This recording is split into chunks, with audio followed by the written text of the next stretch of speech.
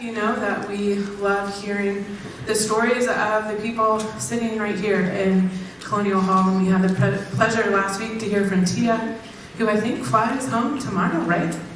And just hear how life here has impacted her well beyond her time in Blacksburg. And so this morning we have the pleasure to hear from Reagan.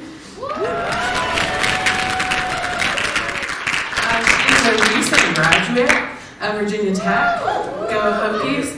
And yeah, I think just like that song just said, step by step. And for maybe the last 3 years, we have just been walking step by step through her relationship with God and life, and it's been a joy. And here she is.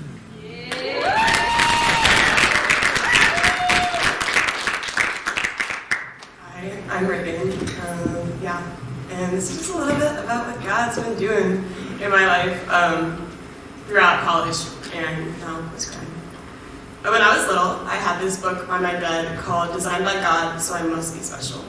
And I don't remember anything about the book, but I remember looking at the title a lot, and it's something I still think of often, mostly because I'm trying to understand what the title means in a world that only cares about how I compare to the people around me. I grew up in sports where my body was criticized and changed for the purpose of winning, and then later it was for winning the approval of others. Having always been a people pleaser and someone who could become very obsessive over the small things, attempting to be enough for the love of others has taken over my life throughout high school and then college. Additionally, I can admit I'm more focused on worldly things than the greater purpose of the kingdom. And despite growing the closest I have ever been with the Father throughout college, I also fell into the deepest suffering of my spirit. I was completely consumed with making myself smaller, and then when I couldn't, numbing my feelings of inadequacy with food and alcohol, without being able to stop at just one bite or drink. I felt the need to punish my body, making it take the blame for never being enough. Surely, this wasn't the person he carefully crafted, and my body felt more like a failure rather than a gift. I can see that God never left me alone in this.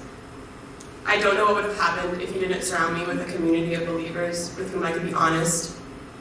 People who loved me simply because I was his child. Still, as much as they checked in on me, fed me, and prayed for me, I struggled to get through a day without some form of negative coping. I'd like to think I put on a face of having it all together and gave a convincing performance of getting better, but bottling up emotions around others would consistently lead to breaking down alone in a way that felt irreparable. There is something so comfortable about our habits and our routines. Often changing leaves a lot more up to the unknown plans of God than if we fight him at arm's length to maintain a sense of control. I struggled with who I would be for the world if I wasn't skinny. In a world teaching me to hate myself, who would I be if I honored the uniqueness of his creation? Honesty led to the recognition that I spent a lot of time in prayer for the people around me, but rarely came before our God with my own shame and hurt. As I saw him answer my prayers for others over and over, I knew opening up space for his work would create a change. But I was afraid of a loss of control. Praying felt like an admittance of guilt, and change would be letting go of the one way I knew how to cope.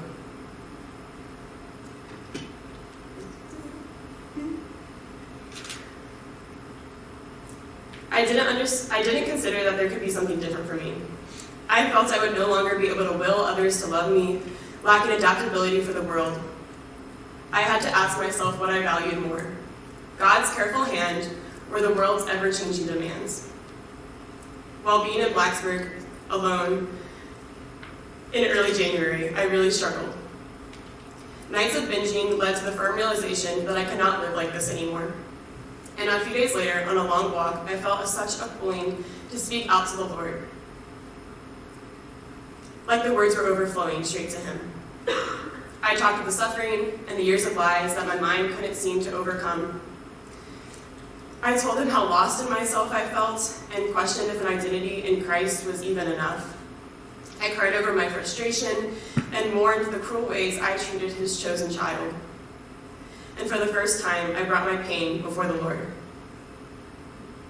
The heart of my prayer to him is that I would not be afraid of who he created me to be, that I would rejoice in laying this part and the entirety of my life at his feet, remembering that when Jesus said, "It is finished," he was including me. The greatest separation between me and God was always right in front of me. And if asked about it, I could pretty easily point to my feelings of unworthiness as the culprit. I lived a life of hiding in my shame while my God watched in the grace I didn't feel I deserved. We were given a new way of life through him and an answer in the brokenness. The Father has already chosen you. The Father already loves you beyond measure. You have always been enough for him. My name is Reagan, and that's my snapshot.